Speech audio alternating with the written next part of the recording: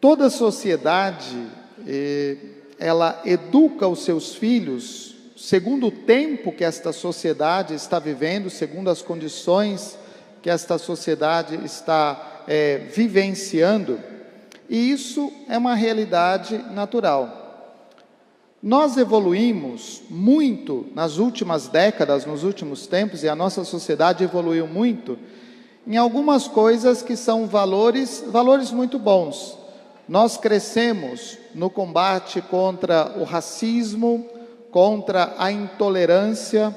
Hoje nós falamos mais da necessidade de promover uma cultura, uma sociedade que tenha como valor a igualdade entre as pessoas, que as pessoas possam ser não só tratadas como indivíduos, mas respeitando esta sua condição, essa sua realidade.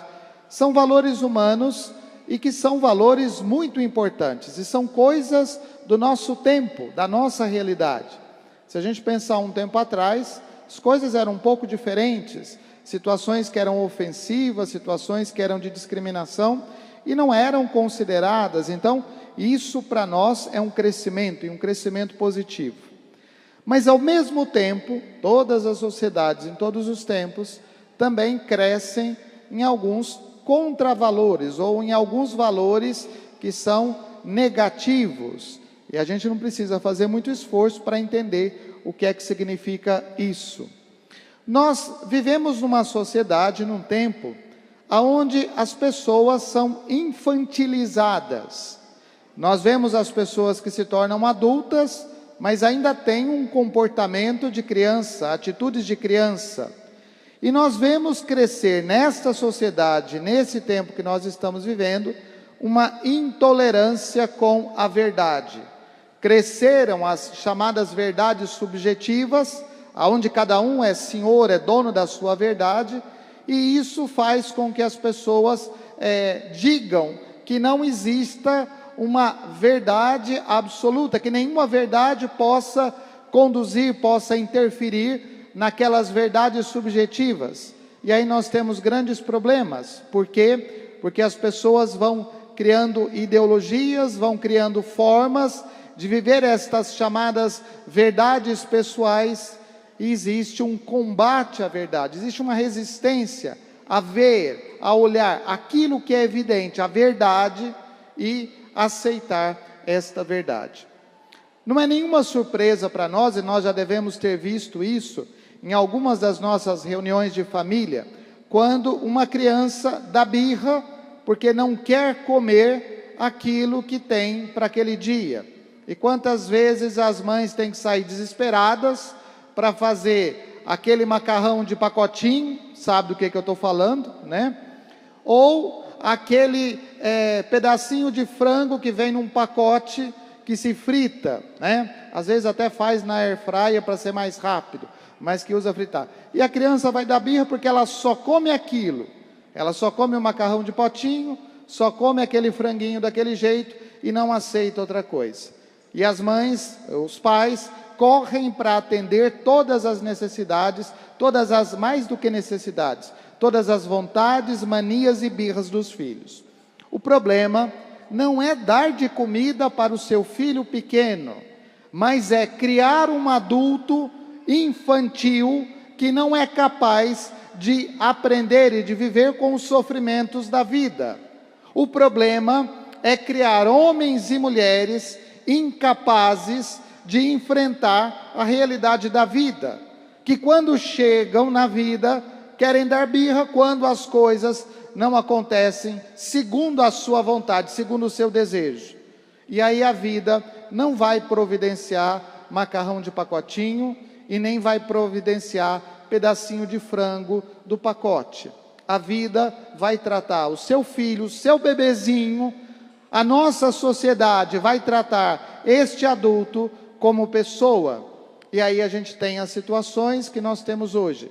Adultos incapazes de assumir compromissos, adultos incapazes de assumir responsabilidades, adultos incapazes de viver no mundo real e buscam fugir desse mundo através de tantas coisas que são oferecidas. Por que crescem as drogas? porque os jovens e muitos adultos não são capazes de viver a realidade do sofrimento. Então buscam uma fuga, mas é uma fuga temporária porque depois se retorna para a realidade. E não são capazes de enfrentar a realidade, não são capazes de enfrentar e confrontar a dor, de amadurecer. Pessoas com 30, 40 anos que têm comportamento de criança, porque foram educados, preparados para esta forma e não preparados para a realidade do mundo. A primeira leitura, ela nos mostra um pouco isso, porque o povo de Deus aqui se comporta como criança mimada, que logo quer voltar para o Egito, porque lá no Egito tinha panelas de carne e cebolas, e comiam à vontade, mas agora nós estamos aqui, porque Deus não nos ama, Deus não nos atende, e nós estamos perecendo. O povo de Deus faz birra, o povo de Deus dá escândalo, o povo de Deus se joga no chão, ao invés de rezar.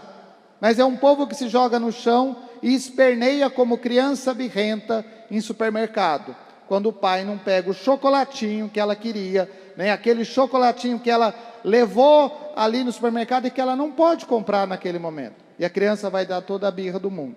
E assim se comportou o povo de Deus, fez a mesma coisa. Aqui, o povo de Deus recebe uma grande lição, que é a lição da providência. Entrar no caminho da providência de Deus significa saber respeitar os tempos, as condições e as realidades. Será que a nossa sociedade, a nossa família, está preparando os jovens, as crianças de hoje, para este encontro com a realidade? Ou será que nós estamos criando adultos que amanhã continuarão a ser mimados, tratados como um vaso de porcelana, que qualquer coisa que fale, qualquer coisa que diga, parece que o vaso se racha, se quebra. Por quê? Porque não sabem enfrentar as dificuldades. Às vezes os pais se enganam quando querem dar tudo para o filho, porque não tiveram nada. Mas foi esse nada que vocês não tiveram que fez com que vocês fossem homens e mulheres que hoje são capazes de assumir compromissos, de assumir responsabilidades. Então, não é preciso tratar como criança um adulto.